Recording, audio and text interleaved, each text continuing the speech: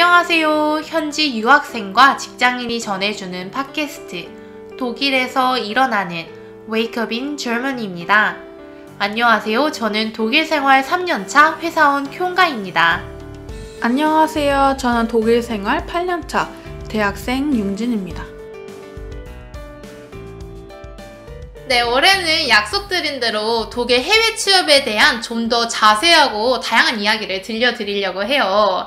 그래서 오늘 취업 관련 인터뷰를 위해 제가 정말 중요한 분을 한 분 모셔왔어요. 귀한 분이신데 저희 집까지 와주셨습니다. 그러니까 제가 일하던 회사의 회계 인사관리팀에서 함께 근무했던 분이에요. 한국에서 대학교를 다니다가 함부르크 대학교에 교환학생을 갔었는데 그때 교환학생으로 함부르크 대학교에 있는 동안 지금 회사 인턴으로 일하기 시작했고 그리고 휴학한 다음에 정식으로 이 회사에 바로 입사를 해서 올해 대리로 승진하게 되신 미코 대리님입니다. 대리 되신 거 정말 축하해요. 안녕하세요. 쿄가님 아직 대리가 된 건 아니고요. 아직 오피셜하진 않기 때문에 그건 조금 넣어두고 차근차근 풀어가도록 하겠습니다. 네, 먼저 인사드리면 저는 현재 쿄가님이랑 같은 한국 회사에서 근무 중인 회계 인사 관리 담당자 미코라고 합니다. 반갑습니다. 네, 와주셔서 너무 감사드려요. 감사합니다. 이거 얼굴 안 나오니까 조금 더 섭섭하네요. 좀 나왔으면 좋겠는데. 그럼 미코씨 사진 주시면 제가 예쁘게 네. 사진 만들어서 인스타 올려드릴게요. 알겠습니다. 네, 오늘 많은 정보, 도움이 되는 많은 해외 취업, 특히 독일 취업에 대해서 많은 도움을 드리고 싶습니다. 네. 너무 감사합니다. 감사합니다. 네, 제가 감사하죠. 네, 제가 제일 인상 깊었던 게 인턴으로 처음 시작을 하셨잖아요. 네, 맞아요. 그것도 맞아요. 교환학생 때. 그런데 교환학생 때 인턴이 돼가지고 졸업을 하지 않은 채로 계속 독일에 남아서 2년 인턴을 한 다음에 바로 여기 정규직으로 취업이 되셨잖아요. 그게 조금 얘기가 있는데 교환학생을 하다가 교환학생 끝나고 나서 한국으로 돌아갔어요. 왜냐하면 그 대학교 졸업 때문에 그 수료해야 되는 이수 그 점수가 있잖아요. 그거 수료는 됐어요. 근데 사실은. 네, 근데 이제 졸업을 못했던 게 왜냐면 무슨 차이인 거예요? 그 수료는 이제 학점을 다 들으면 수료를 할 수 있는데 이제 졸업을 하려면 그 졸업 조건이 있어요. 제 대학교 이름이 나올 뻔했네. 저희 대학교에서 요구하는 그런 점수들이 있어요. 토익은 몇 점. 근데 이런 걸 아직 못했기 때문에 아직 수료로 남아있고 대학 졸업을 하기 위해 충분한 그걸 다 이제 올린 사실은 2년 전에 한국 가서 그 수료 이제 했고 그 다음에 졸업하기 위한 조건을 맞추려고 했으나 코로나 때문에 2년 동안 한국을 못 간 거예요. 어떡해. 코로나 때문에. 그래서 코로나 때문에 약간 좀 자동적으로 계속 밀려나서 아직 졸업을 못한 상태였고 사실 이제 학점 이제 졸업하기 위한 학점은 다 이수한 상태에서 그냥 수료라고 할 수 있죠. 그리고 이제 졸업하기 전에 한번 해외에 나가서 사실 근데 좀 이런 얘기 해야 되나? 남자친구가 너무 보고 싶었어요. 그러니까 교환학생 때 남자친구를 만나셨잖아요. 맞아요. 네, 그때 이제 남자친구가 너무 보고 싶어서 더 이상은 안 되겠다. 좀 빨리 가자 독일에. 그래서 그 당시 이제 워킹 홀리데이 비자를 받아서 독일로 오게 됐습니다. 근데 그 전에 이런 얘기 많아요. 독일에서 교환학생을 했으면 워킹 홀리데이 비자를 못 받는다. 근데 그것도 저는 사실 그런 거 다 약간 말하기 나름이라는 거를 이 시점에서 배웠어요. 신청하기 나름. 그러니까 민정 씨는 교환학생을 1년을 했는데 워킹홀리데이 또 1년 비자를 받은 거예요? 네, 맞습니다. 저 처음 봐요, 이런 사람. 그게 저는 약간 전 학교 사실 대학교도 정말 제가 원하는 대학교였는데 여기 어떻게 오게 됐냐면 여기를 제 성적에서 조금 힘든 대학교였어 사실은. 근데 미코 씨 학교는 그럼 학교도 독일에 있는 대학교도 선택할 수 있는데 그걸 성적 순으로 가는 거예요? 함부르크 아닙니다. 함부르크. 제가 말씀드린 한국대학교. 네, 한국의 모교대학교. 예를 들어 지금 이거 왜 나왔냐면 인생은 여기 약간 인생의 진리를 조금 넣어도 상관없죠? 그럼요. 인생은 약간 말하기 나름이 약간 사기꾼 같다. 제가 공부를 잘했으면 변호사가 됐을 건데. 근데 그게 어떻게 됐냐면 제 대학교도 약간 면접으로 학교를 갔었어요. 저 당시에는 그런 학생 생활 우수자 이런 것들이 있었어요. 그래서 면접 이런 거 좀 자기소개서 같은 거 쓰고 면접을 좀 잘 봐서 좀 제 성적보다는 좋은 학교를 가게 됐는데 아무튼 이것도 같은 맥락인데 이제 워킹 홀리데이 비자를 쓸 때 제가 중간에 근데 거짓말은 쓰진 않아요. 그냥 내가 있었던 일을 가지고 이렇게 많이 살을 붙일 뿐이지 저는 거짓말은 하지 않습니다. 어떻게 됐냐면 전 중간에 교환학생 하는 시절에도 한 2번 정도 한국에 나왔었어요. 방학 때마다. 근데 그런 거를 조금 썼었죠. 난 독일에 1년 교환학생 했지만 중간에 이런 집안 사정이라서 거대하게 사촌이 결혼식이 있었어요. 그런 것 때문에 한국에 나와서 1년을 독일에서 완전히 채우지 못했다. 나는 아직도 너무 독일이 궁금하고 뭐 더 배울 게 너무 많기 때문에 난 꼭 이 비자를 받고 싶다. 그런 레터를 하나를 만들어 갔었어요. 그러니까 주더라고요. 그 사람은 멋져요. 이렇게 안 된다고 해도 그런 게 사실 뭐 1년 받으면 독일에서 1년 받으면 절대 줄 수 없다. 이런 문구는 아무 때도 없어요. 그냥 이렇게 말하기 약간 그렇다더라 이런 하나 때문에 사실 사람들이 많이 망설이잖아요. 맞아요. 그런 게 있으면 무조건 저는 그냥 한번 뚫는다. 질러보자. 약간 이런 주의이기 때문에 그때도 한번 레터를 좀 살을 붙여서 내가 한국에 2번 나왔고 그렇기 때문에 독일에서 많은 경험을 하지 못했기 때문에 나는 꼭 이 비자를 받아서 다시 독일에서 많은 경험을 하고 싶다. 이렇게 해서 비자를 받게 됐어요. 그래서 그 비자를 가지고 이제 인턴을 이제 지금 경아님이랑 같이 다니고 있는 회사에 처음 인턴으로 시작을 했었습니다. 그럼 교환학생 때 인턴을 시작한 게 아니라 교환학생 때 남자친구를 만나고 나서 한국 갔다가 다시 독일에 오고 싶어서 독일에 워킹홀리데이 비자를 받아서 온 다음에 그리고 그 인턴 지원서를 넣은 거네요? 사실 지원서는 그 전에 워킹홀리데이 비자 받기 전 저도 약간 준비성 이런 거 이렇게 맨땅에 헤딩을 잘 못하는 스타일이에요. 좀 늘 안정된 삶을 원하고 약간 좀 그런 게 좀 있기 때문에 그 전에 사실 많은 한국 회사에 그런 한국 이런 코트라 이런 얘기 그럼요. 코트라라든지 대사 영사관에 보면 저는 왜냐하면 처음에 하면 사실 독일 회사에 입사하는 거 되게 힘들어요. 언어가 첫 번째 안 되기 때문에. 그렇죠. 그리고 경력 없이 바로 서류도 붙기 힘들잖아요. 그렇죠. 그렇기 때문에 우선 한국 회사 그 리스트를 다 뽑았어요. 특히 제 남자친구가 함부르크이기 때문에 함부르크 위주가 아니 무조건 함부르크로. 그러니까 그 직종은 상관없이 함부르크에 있는 한국 회사 전부. 그렇죠. 독일에 있는 그 함부르크에 있는 한국 전체 회사 그때 한 20몇 개쯤 되는 것 같아요. 거기에 회사 그런 모토 같은 거를 보고 거기에 입맛에 맞게끔 이제 이런 다 썼어요, 진짜. 그런 이력서 다 쓰고 면접도 몇 군데 보고 해서 최종으로 뭐 한 3군데 정도 붙었는 것 같아요, 제 기억에. 그래서 직접 여기 와서 다시 현지에 와서도 만나보고 다시 계약을 계약까지 갈 뻔했는데 마침 여기 지금 제가 현재 다니고 있는 회사에서 다시 연락이 온 거예요. 원래는 연락이 안 왔었거든요. 도착했는데 연락이 온 거예요. 여기 한국 와서. 그래서 어때? 여기 회사 한번 가보자. 기회가 있으니까 갔는데 면접 본 곳 중에 제일 좋은 거예요. 여기가 사람들도 좋았고 면접 보는 사람들 너무 좋았고 물론 가장 중요한 페이도 좋았고 또 직무가 제가 원했던 직무가 아니어서 더 좋았던 것도 있었고 사실 그러니까 원했다보다는 여기 아무래도 함부르크에는 직종이 한국 회사 직종이 다양하지가 않아요. 대부분 포워더, 뭐 물류회사 이런 계통인데 근데 정말 여러분들이 알아두셔야 될 게 뭐냐면 모든 회사든 관리부서가 있어요. 특히 우리 지금 다니고 있는 회사는 조금 한국에 좀 큰 회사를 기반으로 두고 있는 회사에서 그런 관리부서가 조금 잘 돼 있는 회사였는데 거기서 이제 관리부서 사람을 뽑는다. 사실 우리는 여기 물류 사람 필요 없다. 너무 좋죠. 나는 물류로 썼는데 여기로 됐네? 회계관리부서. 근데 오히려 저는 조금 더 회계관리부서가 일해보니까 더 잘 맞았고 그리고 물류보다는 좀 더 낫다고 생각해서 여기 무슨 회사에 지금 현재 다니고 있는 기업의 회사에 꾸준히 다니게 되었습니다. 그러니까 이거 진짜 꿀팁인 것 같아요. 그러니까 리스트를 아예 딱 뽑은 다음에 그다음에 다 지원을 했고 회사마다 맞게 지원을 해서 면접을 보고 그 중에서 가장 마음에 드는 직종으로 선택해서 가신 거잖아요. 그렇죠. 맞습니다. 그 처음에 그 3군데 합격을 했다고 연락받은 곳은 다 물류 회사였습니다. 사실 함부르크가 아무래도 항구 도시니까 사실 맞습니다. 제일 많은 자리는 물류 자리예요. 저도 물류고요.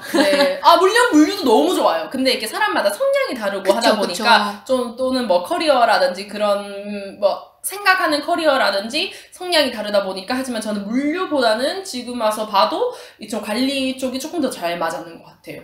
저는 약간 적성을 따지지 않고 그냥 조건으로 따진다면 사실 관리팀이 너무 부러운 게 저 같은 경우는 물류회사에서 일하다 보니까 물류회사만 갈 수 있는 거예요. 그쵸. 그리고 한국이건 독일이건 물류회사 어느 정도 한정이 돼 있고 근데 만약에 회계를 안다. 그럼 사실 진짜 세계 어느 나라든 갈 수 있지 않나요? 그렇죠, 맞아요. 언어만 된다는 전제 하에. 그쵸, 네. 그럼 사실 특히 이 전문 용어인데 괜찮지? IFRS라고 International Finance 뭐 Statement라고 이제 네. 이제 국제적 이런 저희 회사 같은 경우는 이제 세계 각국의 회사들이 있기 때문에 네. 마지막에 그 IFRS라는 거를 만들어내야 돼요. 이게 국제 그게 세계 뭐죠? 프로그램이에요? 아니면 자격증이에요? IFRS라고 국제회계 기준법이라는 게 있어요. 그래서 여기에 맞게끔 뭐 감가상각이라든지 이런 거를 맞게끔 써놓는 게 있고, 이거는 국제적인 거고, 독일은 또 하계배, HGB라고 따로 그 독일 그 회계 기준이 있는데, 그렇게 다르지 않아요. 한 2개 정도 다른데, 뭐 감가상각 계산하는 법이랑, 그리고 렌트피 부킹하는 방법이 조금 다른데 2개 빼고는 거의 비슷하더라고요. 그래서 그거를 알아두면 어디 전 세계를 가도 일을 할 수 있는 거죠, 사실. 그러니까 한국에 계신 회계팀이나 뭐 인사관리팀에서 일하시는 분들이 사실 언어만 된다면 그렇죠. 독일에서 이 부서로 노려볼 수도 있는 거잖아요. 네, 그렇죠. 맞습니다. 네, 독일어만 된다면. 너무 좋은 것 같아요. 그래서 요건 좀 운이 좋았는 것 같아요, 사실은. 네. 아니 또 이게 미코 씨랑 잘 맞는 부서인 거잖아요. 그렇죠, 네. 만약에 정말 운이 좋아서 이 부서가 됐다고 해도 막 안 맞았을 수도 있고. 그렇죠. 맞습니다. 그것도. 네, 저는 원래 이런 좀 이렇게 돈 투자 이런 거에 관심이 많은 사람이에요. 그렇기 때문에 이 부서가 좀 더 잘 맞아요. 계산하고 이런 게 좀 많기 때문에 저는 그래서 이렇게 그런 리퀴데이션 플랜이라고 하죠. 어떻게 지금 뭐 통장에 얼마가 있고 이걸 얼마를 뿌려야 되고 이런 게 너무 재밌어요. 어떻게 이제 이번 달에 얼마가 들어오네? 그러면 이번 달에 얼마 뿌리고 얼마는 좀 놔두고 급여 나가는 달이니까 우선 이런 게 너무 재밌어요. 이런 플랜 하는 게. 저는 어릴 때부터 그런 가계부 그런 거 용돈 기입장 쓰는 거 되게 좋아했었어요. 되게 그래서 너무 잘 맞고 지금 또 이 커리어를 좀 더 향상시키려고 계속 노력 중입니다. 와, 너무 멋져요. 그렇지 않습니다. 더 많이 해야 되고 아직은 정말 베이직 안방이라고 할 수 있죠. 그럼 미코 씨, 전 너무 궁금한 게 사실 저는 제 독일어랑 영어 실력밖에 모르고 입사를 했잖아요. 근데 아무래도 미코 씨는 그 인사관리팀에 있다 보니까 많이 이력서도 많이 받아보고 그래서 좀 아실 것 같아요. 그래서 사실 모두가 궁금해하지만 아무도 답해줄 수 없는 질문이긴 해요. 그러니까 독일어랑 영어 실력이 어느 정도 돼야 될지. 물론 가장 잘하는 언어는 정말 잘하면 할수록 정말 좋아요. 맞아요. 정말. 근데 사실 그게 힘들잖아요. 언어라는 게. 그니까요. 근데 저 같은 경우는 아까 전에 말씀드렸다시피 인턴부터 시작을 했어요. 그러다 보니까 강도가 있는 업무 또는 그거는 먼저 하지 않았어요. 처음에는 그냥 이렇게 메일 같은 페이먼트 끝나고 나면 거기 디테일 보내주기 그런 걸 했었는데, 근데 너무 겁먹을 필요가 없는 게 이 스타트업이 아닌 이상은 다 그 전에 했던 내역들이 있더라고요. 메일을 찾아보니까. 거기서 이제 보고. 샘플. 그쵸, 샘플 같은 거 많이 이용해서 그런 거 메일에 저장해놓고. 그리고 자꾸 그 말을, 이 새로운 문장을 봤다. 그럼 그 말을 자꾸 쓰도록 노력을 했었어요. 처음엔 저도 정말 독일어를 잘 못했었죠. 그럼 처음에 인턴 시작했을 때는 어느 정도였어요? 수준이 제 생각에는 그냥 B1, B2, B1 정도? 그렇게 잘하지 못했어요. 정말 간단한 거, 비게츠. 근데, 제 기준에서는 그렇게 잘하지 못했는 걸로 제가 생각을 해요. 남자친구가 있었기 때문에 조금 그래도 남들보다는 그냥 조금 더 잘했을 수는 있겠지만, 근데 그렇게 특별하지 않았어요. 정말 그냥 저는 베이직 수준이라고 생각했고, 업무하는데 처음엔 그래서 그렇게 조금 힘든 업무를 주면 되게 힘들었어요. 언어 때문에 메일을 어떤 새로운 업무가 있는데 그거를 메일로 써서 보내라. 이런 건 좀 많이 힘들었었는데, 처음에는 running by doing이라고 정말 많이 쓰고 구글 찾아보고 번역기 그냥 대놓고 켜놓고 돌리고 제가 그럽니다. 아니 근데 그렇게 하면 근데 그게 또 늘더라고요. 어느 순간 3년 지나고 하니까. 그러니까 처음에는 당연히 무섭지만 물론 잘하면 좋은 것도 맞고 다 맞는데 너무 겁먹을 필요는 없다. 왜냐하면 그 전에 선임자들 또는 전임자들이 해놨던 거들 보면서 좀 끌고 와서 복사하고 붙여놓고 그러다 보면 이제 일이 어느 정도 로테이션 루틴이 어느 정도 생기잖아요. 그러면 또 이렇게 자연스럽게 또 하게 되더라고요. 또 저는 일을 하면서 많이 는 것도 있어요, 사실. 그럴 것 같아요. 아무래도 영어, 독일어 굉장히 많이 쓰셔야 되잖아요. 그렇죠. 왜냐하면 저는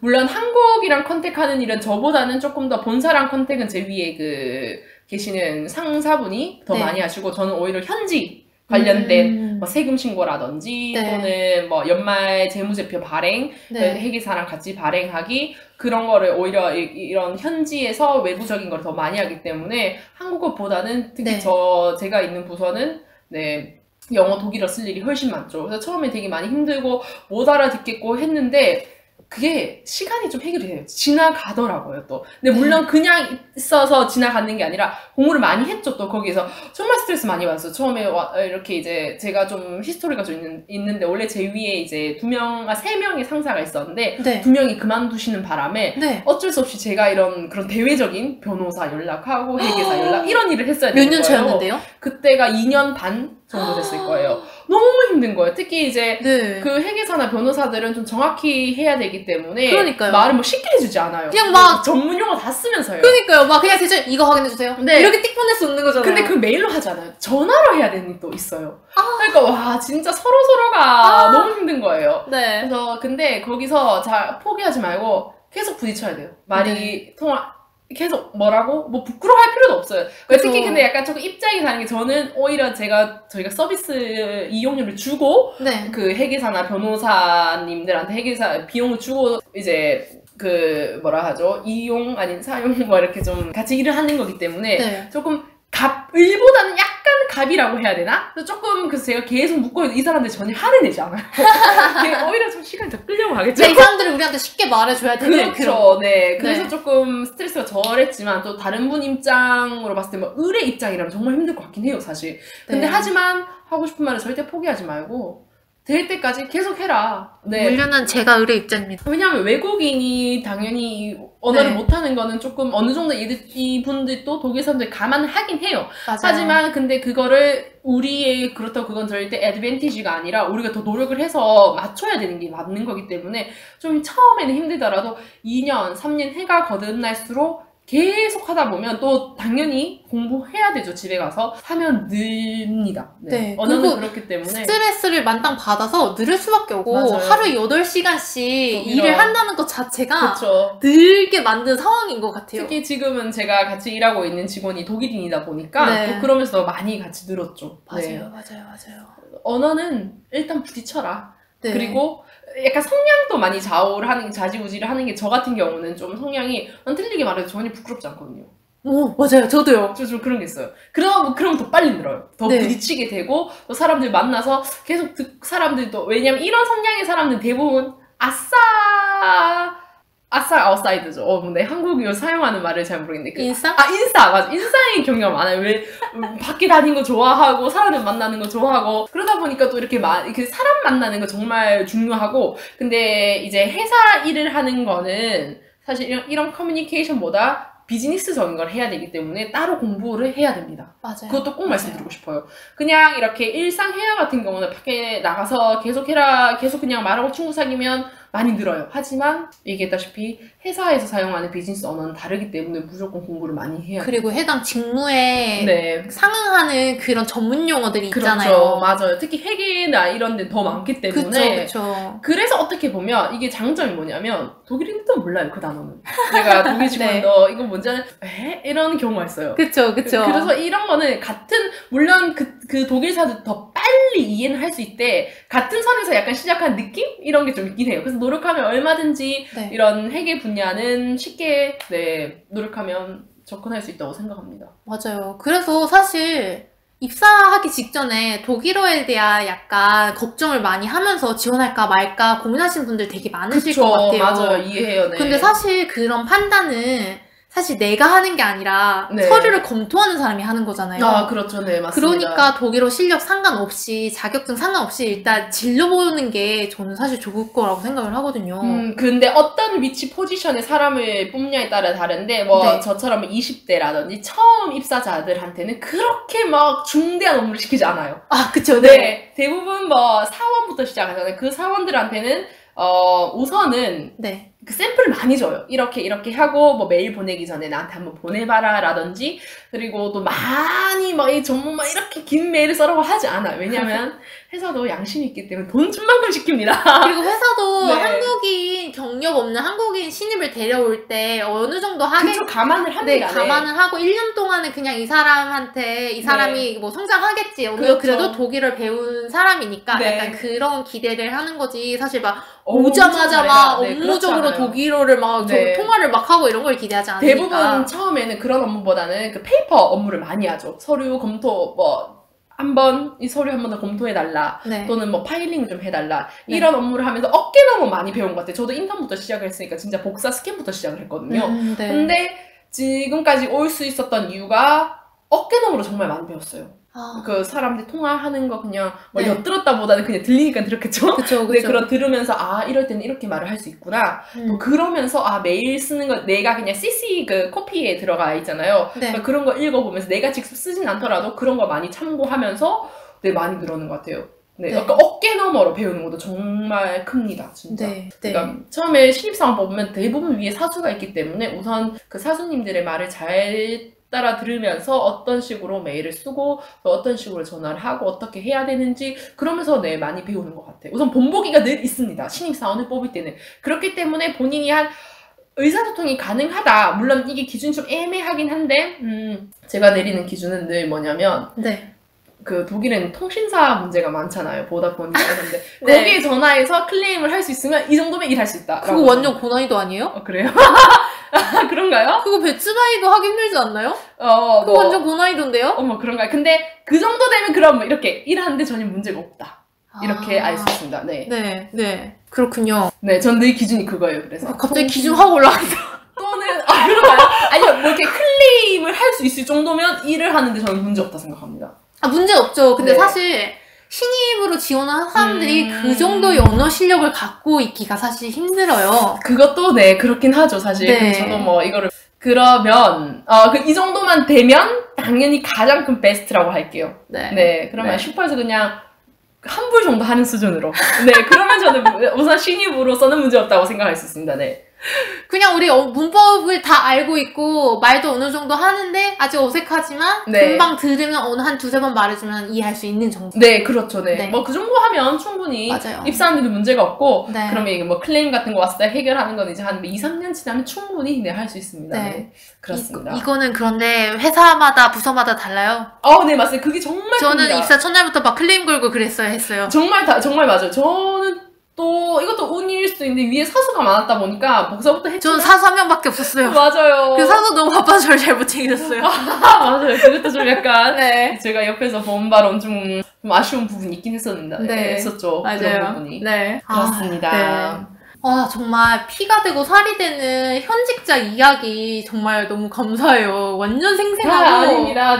그리고 사실 미코 씨랑 저랑 같은 회사에서 일하지만 부서가 다르고 하는 일이 워낙 다르다 보니까 사실 이렇게 일에 대한 이야기를 할 기회가 많이 없잖아요. 맞습니다.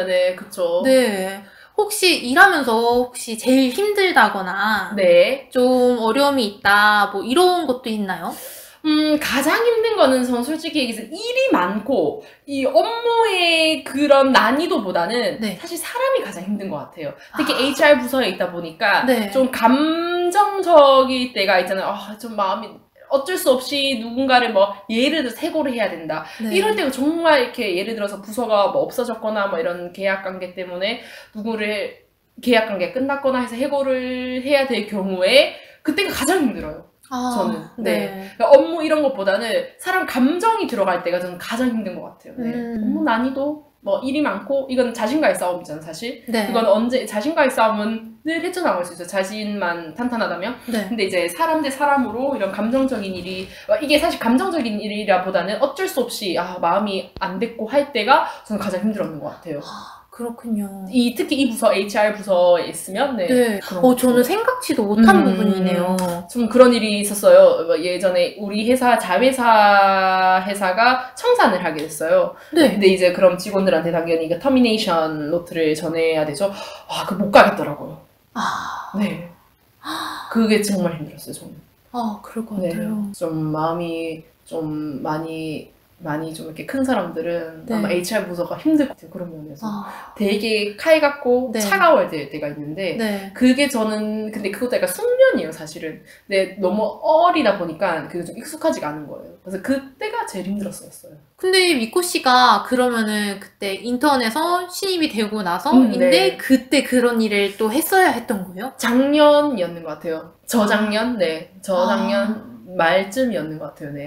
그러니까 제가 직접 주는 건 아닌데 네. 같이 가서 그 법인장 그 당시 법인장님이랑 왜냐면 그분이 이제 독일어를 못하기 때문에 네. 그 직원들은 독일인이었어요. 가서 이제 통역을 해야 돼요.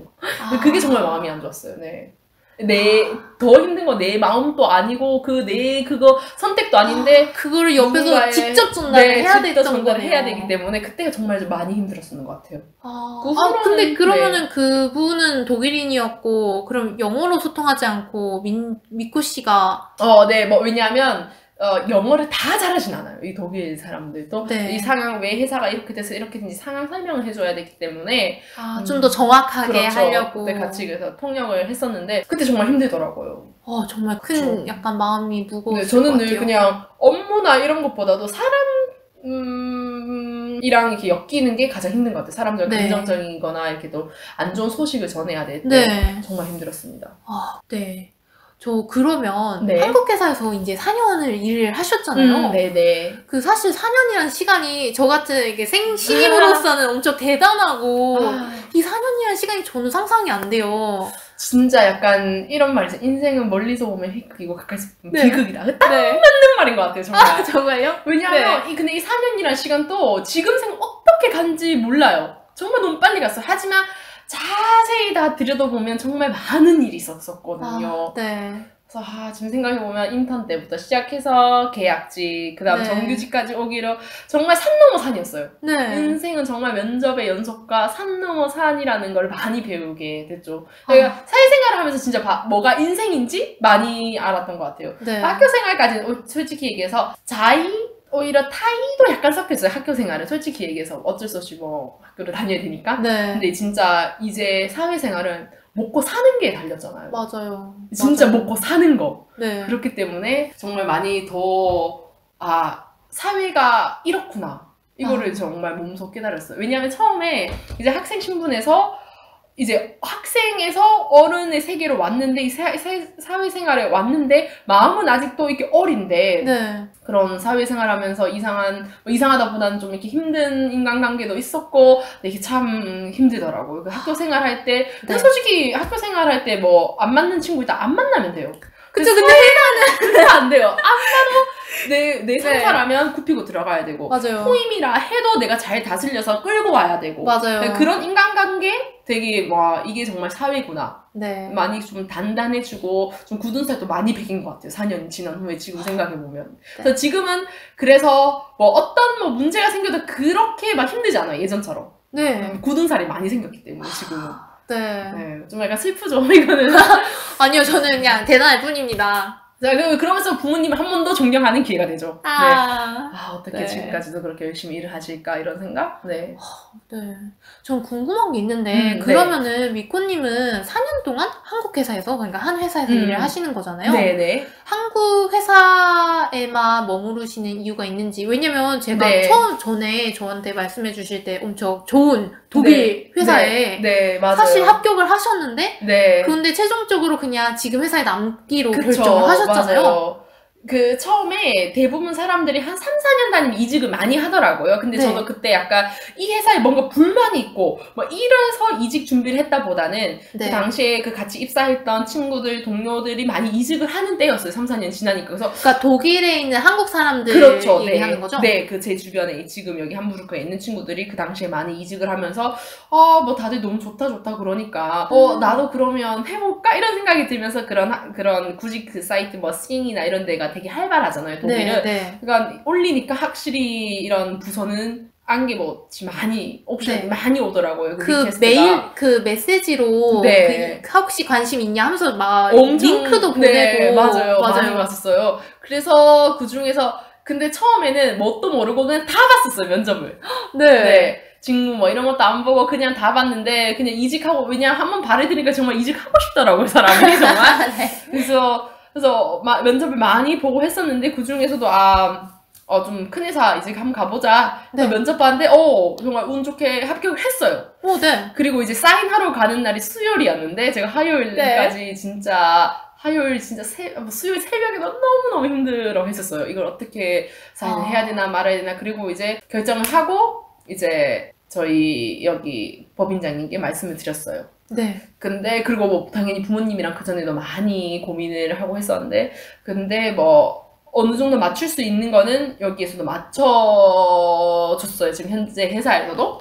그러면은 약간 연봉 협상을 한 번 더 하신 건가요? 그렇죠. 연봉 협상도 근데 저는 정말 이거를 무기로 할 생각이 아니었고, 정말 이제 이직을 하고 싶어서, 미안하지만 그만둬야겠다 했는데, 그런 무기를 그쪽에서 이제 법인 저희 회사에서 먼저 제안을 해주셨어요. 네.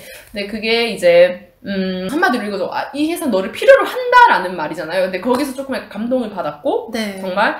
그리고 생각을 많이 해봤는데, 진짜 제가 독일 회사로 가면, 독일 사람 정말 많아요. 제 자리를 대처할 사람 엄청 많아요, 진짜. 10,000명도 넘을 거예요. 그쵸. 하지만 한국 회사는 좀 달라요. 한국어를 하고 독일어를 해야 되고 하기 때문에 조금 더 나를 좀 더 필요로 하는 그런 느낌을 많이 받았었어요. 맞아요. 그래서 그리고 지금 비자 상태도 사실은 지금 또 영주권을 아직 안 받은 상태이기 때문에 비자 상태도 그렇고 또 나를 조금 더 필요로 해주고 더 가치 있게 생각해주는 곳에 오래 남아있는 게 맞지 않나라는 이건 어머니 말씀이셨어요. 사실 그것도 많이 영향을 받았고 또 사실 지금 다니는 회사가 한국 회사지만 되게 문화는 완전 독일 문화예요. 맞아요. 한국인보다 독일이 더 많아요. 그렇죠. 그리고 문화도 되게 독일 문화가 많이 돼서 뭐 야근 거의 없어요. 저희는 그래서 그거는 그쪽 부서입니다. 그래서 야근 지금 뭐 거의 물론 좀 바쁠 때는 하긴 하는데 근데 그 독일 회사 처음에 그것도 있어요. 독일 회사 그 합격했을 때 한 이틀 정도 제가 그 프로베이션을 했었어요, 사실. 네네. 근데 야근을 하더라고요. 네. 그래서 그런 걸 많이 느꼈어요. 내가 독일 회사에 안 다녔기 때문에 독일 회사에 한상이 있었지 막상 보니까 그렇게 다른 것도 없고 오히려 그러면 나를 좀 더 대우해주고 내 마음 편한 곳에 남아있자. 이것 때문에 한국 회사에 남아있었던 계기가 되었습니다. 그래도 결정하기 진짜 정말 많이 힘들었을 힘들었죠. 것 같아요. 맞아요. 인생의 큰 한 번의 결정이. 근데 말했다시피 여기 이런 구직 사이트에 너무 이 리퀘스트가 많이 오기 때문에 이직의 기회는 언제든지 있습니다. 맞아요. 정말 많습니다. 10군데 면접 보면 8군데는 붙는다고 생각하시면 돼요. 네, 진짜로. 그런가요? 진짜예요. 왜냐면 엄청 리퀘스트가 많고 특히 다른 부서는 모르겠는데 회계관리부서는 모든 회사가 다 회계관리부서가 다 있어요. 그렇기 때문에 리퀘스트도 많고 사람도 많이 구하고 또 하기 때문에 근데 이직의 기회는 많기 때문에 우선은 그러면 나 좀 더 대우해주고 좀 협상이 잘 된 곳에 남아있는 게 맞지 않을까. 특히 마음이 편하니까 우선은 여기가. 그래서 남아있게 되었습니다. 물론 뭐 후회가 근데 아직까지는 한 번도 후회한 적 없어요. 이 선택에 대해서. 정말. 오히려 선택하고 가끔씩 이렇게 생각해요. 내가 여기 안 남아있었으면 어땠을까? 이런 생각을 해요. 오히려 후회는 전혀 안 되고 오히려 남아있기를 잘했다. 물론 한국 회사도 한국 회사 나름이에요. 저희 회사처럼 뭐 회사 자랑하는 게 아니라 저희 회사는 진짜 뭐 이렇게 뭐 꼰대 같은 사람도 없고 되게 회사분들 다 좋으셔서 저도 적응하기 쉬웠어요. 그쵸. 그래서 그런 면에서 저희 회사는 다른 한국 회사 잘 모르겠어요. 저도 안 다녀봐서 적어도 저희 회사는 되게 만족하면서 다니고 있습니다. 그렇습니다. 이직 기회가 많다니 청취자 여러분 독일로 한번 노려보시면 좋을 것 같아요. 제 생각에는 저도 한국에서 이런 그런 뭐라 하죠? 지원해보고 회사 지원해보고 이런 적이 없어서 잘 모르겠는데 한국은 근데 뭐 그런 게 있잖아요. 중소기업, 대기업 간의 갭이 크기 때문에 사람들 당연히 대기업 가려고 하고 뭐 이래서 취업률이 뭐 낮다 이런 소리를 많이 듣긴 했었어요. 근데 독일은 사실 그게 조금 상관이 없어. 대기업을 가든 중소기업을 가든 오히려 중소기업이 더 기회가 많을 수 있고 급여 차도 없어요. 진짜로. 오히려 중소기업이 많을 때도 있고 왜냐하면 대기업 같은 경우는 그냥 그런 사람들 여러 명 뽑아요. 그냥 한국은 그런 직급이 있잖아. 작은 회사는 직급이 있어요. 사원, 대리, 뭐 과장 이런 식으로. 근데 큰 회사는 100명의 그냥 노말한 그 사원, 1명 팀장. 맞아요. 그래서 되게 수평적인데 대신 몇 년이 지나도 연봉은 신입 때 들어온 그 연봉. 네, 맞습니다. 그래서 근데 조금 이렇게 중소기업은 그 연봉 인상도 좀 좋은 편이고 근데 그만큼 좀 책임이 당연히 따르죠. 그리고 승진의 기회도 사실 더 많고. 네, 너무 큰 회사를 가면 그 사원이 100년 처음인데 그 사람들 계속 그냥 그 사람들 그렇게 있는 경우도 많긴 해요. 그렇게 눈에 띄지 않는 이상. 그런 것 때문에. 그래서 여기는 포인트는 대기업, 중소기업 간에 그렇게 큰 차이는 없다는 점. 네. 그렇기 때문에 오히려 사람들이 그렇기 때문에 취업문이 더 많이 열려있죠. 네. 확실히 독일의 가장 큰 장점은 취업길이 많이 있고 맞습니다. 기회가 많다는 게 가장 큰 장점인 것 같아요. 저도 그렇게 생각해요. 일을 하고자 하는 마음만 있으면 언제든지 독일에서는 일을 할 수 있고 이런 말도 있어요. 특히 함부르크는 일 구하는 것보다 직장 구하는 것보다 집 구하는 게 훨씬 힘들다. 정말 공감합니다. 저 왜 갑자기 공감되죠? 진짜네. 그런 말이 있을 정도로. 저 지금 집 구하는데 한 8개월 정도 힘들었거든요? 네. 근데 일은 한 2달도 안 걸려서 구했어요. 진짜 그래요? 네. 맞아. 진짜 맞는 것 같아요. 진짜. 네. 그래서 독일에서 일을 하고자 하는 사람은 누구나 일을 할 수 있는 곳이 독일입니다. 근데 독일을 해야죠. 그렇죠. 독일은 노력을 무조건 해야 돼요. 네. 그거는 디폴트. 노력은 늘 디폴트라고 생각을 해요. 네. 가만히 있다고 되는 거 아무것도 없어요. 네. 에디슨이 한 말 있죠. 노력하지 않는데 너 더 나은 미래를 생각하는 거는 정신병세의 초기다. 그런 말이 있었어요? 네, 그런 말이 있어요. 에디슨이 한 말 중에 전 정말 공감하는 말입니다. 네. 와, 이런 또 멋진 말로. 노력하는 사람은 되게 크게 사거든요, 진짜. 네. 네, 늘 노력을 해야 합니다. 네. 늘 공부하고 늘 노력하고 어떻게 하면 조금 더 빠르고 효과적으로 일을 할 수 있는지 그런 것도 늘 이렇게 생각을 하고 되게 중요한 것 같아요. 맞아요. 미코 씨 사실 보면 진짜 노력 많이 하는 사람이라는 게 다 보이거든요. 근데 특히 요즘 또 공부를 새로 시작하셨다고 하셨잖아요. 네. 저는 사실 욕심이 되게 많아요. 네. 정말. 그래서 사실 이렇게 그냥 회계부서, 관리부서에 그냥 남아있는 것보다는 조금 더 노력해서 CPA 하고 싶다. 이런 CPA? 생각. 네, CPA라고 Certified Published Account라고 해서 공인 회계사라고 하죠. 독일에서 하는 독일 공인 회계사 자격증 같은 건가요? 네, 독일에도 그런 이게 영어는 정확히 CPA가 아니고 그런 느낌이 있어요. 독일도 Staatliche Prüferin이라고 있는데 그거를 하고 싶어서 한 2년 가까이 걸려요. 그 시험 치는 과정까지. 지금 그거를 준비해서 내년 7월, 8월쯤에 7월쯤일 거예요. 네, 시험 치는 거를 목표로 하고 있어요. 지금은. 와, 너무 멋져요. 한 번에 당연히 안 되겠지만 여러 번 해서라도 좀 저 욕심 많다고 했잖아요. 전문직을 하고 싶어요. 네. 왜냐면 제가 지금 전문직 할 수 있는 게 의사를 할 수 있는 것도 아니고 변호사도 했었고 그나마 제 업무에서 전문직이 가장 좀 현실적인 거는 CPA 회계사가 좀 현실적인 것 같아서 지금 준비하고 있습니다. 와, 너무 멋지네요. 아닙니다. 그래서 노력하고 그냥 이런 게 저는 그냥 약간 좀 기뻐요. 행복하고 좀 살아있는 느낌? 내가 이렇게 공부를 하고 뭘 알면 알수록 계속 좀 살아있는 느낌 들어요. 아니 공부를 안 하면 가만히 있으면 약간 죽어있는 느낌이에요. 네. 근데 진짜 미코 씨 볼 때마다 약간 생동감이 막 너무 넘쳐가지고. 아니에요. 네. 감사합니다. 와, 저도 너무 감사드려요. 너무 좋은 얘기들 많이 해주셨어요. 아까 에디슨 그 말 뭐였죠? 제 인생의 모토인데 그 명언이. 네. 아무것도 하지 않으면서 더 나은 미래를 바라는 건 정신병세의 초기 증상이다. 정신병세 초기 증상이다. 저 너무 공감 가지 않나요? 이 말이 정말 늘 이렇게 좀 저도 사람인지라 귀찮아지고 하기 싫을 때가 있어요. 그럴 때마다 이런 말을 계속 되뇌겨요. 나 정신병자인가? 이렇게 그런 다시 좀 이렇게 힘들어도 좀 하게 되고 이런. 정말 주옥 같은 경험담과 이야기와 마지막으로 아주 칼침을 날리는 명언까지 너무 감사합니다. 아니에요. 제가 이 팟캐스트에 초대된 게 너무 영광입니다. 제가 너무 감사드리죠. 감사합니다. 네, 그럼 청취자 여러분들 혹시 독일 취업 준비하시는 분들 계실 것 같아요.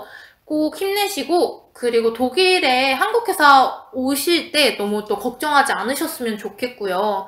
어쨌든 도전해보고 그리고 일하다가 혹시 만약에 그럴 수도 있잖아요. 만약에 한국 회사가 너무 나랑 안 맞는다. 그러니까 다 좋은데 그냥 자기 적성에 때문에 안 맞을 수도 있는 거예요. 그렇죠. 맞아요. 충분히 그럴 수 있죠. 근데 사실 그럼에도 불구하고 독일은 기회가 많은 곳이니까 얼마든지 도전하고 아니다 싶으면 또 다른 곳으로 또 도전할 수 있는 맞습니다. 기회가 많은 곳이니까 청취자분들 많이 힘내셨으면 좋겠고요. 오늘 이야기는 여기까지 마무리하고 우리는 피자 먹으러 갈 거예요. 건강하세요. 감사합니다. 감사합니다.